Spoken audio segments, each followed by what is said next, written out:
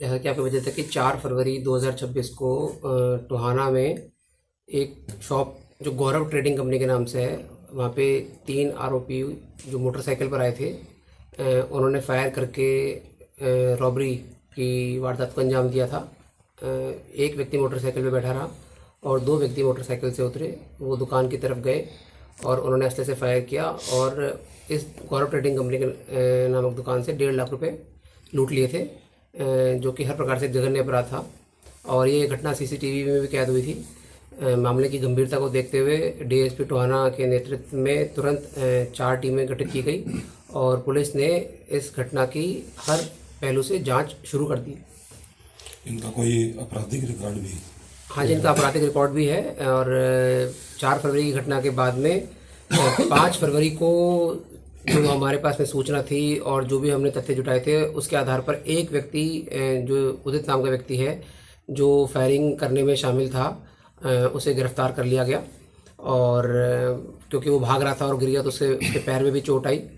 और 2 व्यक्ति उसके बाद में 5 फरवरी के बाद में अरेस्ट जिनकी पेंडिंग थी। 6 फरवरी को इन आरोपियों ने सोशल मीडिया पे एक पोस्ट भी डाली कि भाई ये इस प्रकार की घटना जो उन्होंने पहले भी करी, आगे भी करते रहेंगे। 6 फरवरी के बाद में 7 फरवरी को सीआईए टोहाना की टीम को सूचना मिली कि ये दोनों लड़के जो भी अरेस्ट नहीं हुए हैं, ये मोटरसाइकिल पे जा रहे हैं टोहाना के इलाके में ही, और इनके पास में असला भी है। इसमें कार्रवाई करते हुए इनको पकड़ने का प्रयास किया और अपने सीआईए टोहाना की और अन्य टीमें जो है इनके पीछे थी, इन्होंने फायर किया और एक गोली सीआईए टोहाना की सरकारी गाड़ी में भी लगी है। और अपने बचाव में जवाबी कार्रवाई करते हुए पुलिस ने फायर किया और इन दोनों व्यक्तियों के पैर में गोली लगी है और इनको निजी जो सरकारी अस्पताल है वहाँ पे प्राथमिक उपचार देने के बाद में अग्रवा रेफ़र किया गया है। और इसमें से बताने योग्य बात ये भी है कि इनमें से जो एक आरोपी है कमल, इसने पहले टोहाना में B13 नामक रेस्टोरेंट पर भी पहले फायरिंग की हुई है और लंबा आपराधिक रिकॉर्ड है तीनों का अपराधियों का ही, जो आपको शेयर कर दिया जाएगा, जिसमें लूट, डकैती और आर्म्स एक्ट अन्य प्रकार की घटनाएं पहले भी शामिल रही हैं। तो मैं मानता हूं कि इस प्रकार की कार्रवाई से जो संगठित अपराध है उस पर अंकुश लगेगा और जो इस प्रकार की जो संलिप्त होते हैं उनको फतेहाबाद पुलिस ने मुंह तोड़ करारा जवाब दिया है। किसी गैंग से संबंध रखते हैं सर ये? देखिए जी, गैंग तो क्या एक लूज टर्म है, तो मैं नहीं मानता कि भाई किसी प्रकार की गैंग का मीडिया के साथियों के साथ नाम वगैरह शेयर करके उसको हमें कोई ग्लोरीफाई करना चाहिए। और इसके संदर्भ में कुछ समय पहले एक रेजोल्यूशन भी पास हुआ था, तो उसी क्रम में मैं नहीं मानता कि भाई किसी प्रकार को गैंग को या इस प्रकार की चीज़ को ग्लोरीफाई करना चाहिए। सर, जो ये कमल उर्फ बच्ची है, क्या ये यही मेन अक्यूज्ड है?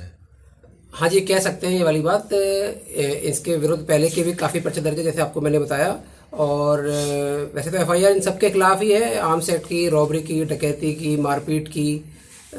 तो इस प्रकार की जो मतलब अपराधी हैं जो संगठित अपराध को मतलब करते हैं और लोगों को अपने साथ जोड़ने का प्रयास करते हैं, उनके विरुद्ध कड़ी कार्रवाई की है और आगे भी की जाएगी। सर, ये क्या जिस प्रकार से इन्होंने घटना को अंजाम दिया है, जिन लोग शामिल रहे हैं, तो क्या ये एक पूरा दहशत फैलाने का प्रोग्राम था या इनका, या और कोई प्लानिंग्स थी इनकी?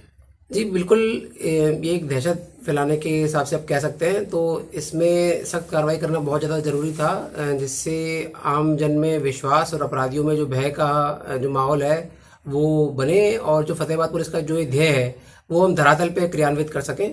तो मैं मानता हूँ कि भाई जो फतेहाबाद पुलिस के कर्मचारी हैं जो फील्ड में काम कर रहे हैं, पर्टिकुलरली टोहाना में, उन्होंने बहुत बढ़िया कार्रवाई करी है। ठीक है, ठीक है।